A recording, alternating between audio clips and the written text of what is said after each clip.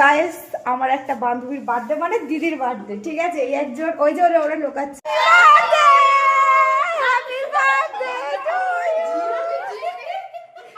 তোর রিঅ্যাকশন, কেকটা খোল,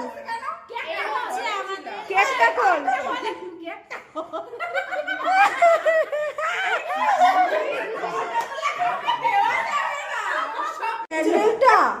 সো গাইস দেখো এখানে আমার বার্থডে সেলিব্রেশন হচ্ছে। বলো এই ভাই কে